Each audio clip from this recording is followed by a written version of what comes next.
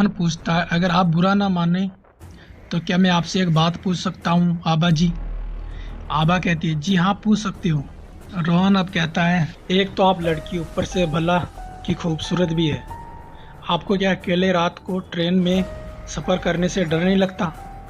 आबा अब मुस्कुराने लगती है और मन में सोच रही है, मैं एक पिशाचनी, भला मुझे कैसा डर। तभी रोहन दोबारा आवाज़ दे, कहाँ खो गई आप आबा जी? अब आबा कहती है, कहीं नहीं, बस आपके द्वारा किए गए सवाल के बारे में सोच रही थी। आप सही कह रहे हैं, डर तो लगता है, लेकिन कभी भी मजबूरी में इंसान को सफ़र करना पड़ ही जाता है। अब इससे पहले कि रोहन कुछ पूछता, अबीर आबा के करीब आता है और उसकी आंखों में आंखें डालकर पूछता है, क्या मैं जान सकता हूँ कि आपको ऐसी क्या मजबूरी थी जो इतने भयानक मौसम में आधी रात को अकेले सफ़र करना पड़ा? आबा आज पहली बार किसी मनुष्य के करीब आने से घबरा जाती है और उससे दूर होते हुए कहती है, आपको नहीं लगता कि आप मेरे ज़्यादा ही करीब आने की कोशिश कर रहे हैं? आप अपनी मर्यादा में रहें। लेकिन अबीर भी उसके करीब आने की पूरी कोशिश कर रहा है और उसके होठों के पास अपने होठों को करते हुए कहता है, जब साथ में आप जैसी बला की खूबसूरत लड़की बैठी हो तो कोई अपनी मर्यादा में कैसे रह सकता है? आभा, जिसके लिए पुरुषों को अपने प्रेम जाल में फंसाना कोई बड़ी बात नहीं है, वह अबीर को इतने करीब महसूस करके पिघलने लगती है। उसे अबीर का करीब होना बहुत सुखद अनुभव करवाता है, लेकिन फिर भी उससे दूर होकर एक सीट से उठकर रोहन के साथ उसी सीट पर बैठ जाती है। अब रोहन अबीर से कहता है, देखिए, अगर लड़की अकेली है तो इसका मतलब ये नहीं कि आप उस बात का फ़ायदा उठाएं। आप आबा जी के साथ मेरे रहते बदतमीजी नहीं कर सकते। अब अबीर कुछ नहीं कहता, बस आबा को देखकर मुस्कुराने लगता है, जिस वजह से आबा बहुत अजीब महसूस कर रही है और अबीर को अनदेखा करके रोहन के साथ बातों में व्यस्त हो जाती है।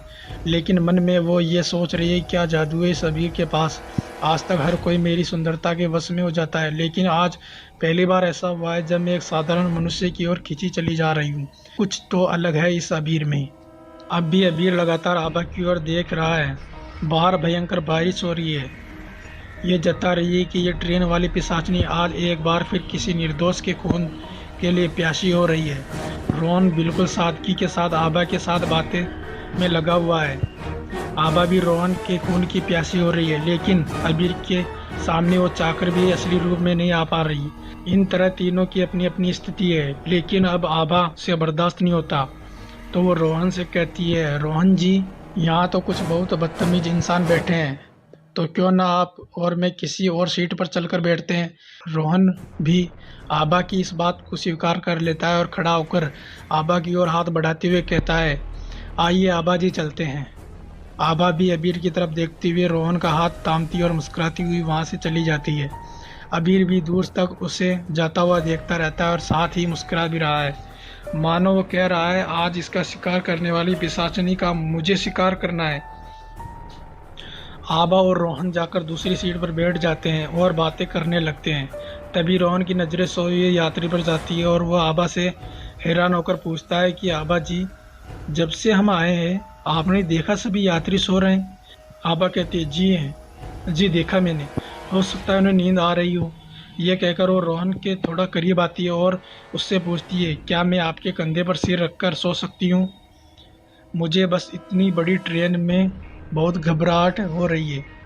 अब आबा को इतना करीब पाकर रोहन भी मदहोश हो जाता है और उसके और करीब आने लगता है। बाहर से ठंडी ठंडी हवा चल रही है जो उसे मदहोश की जा रही है।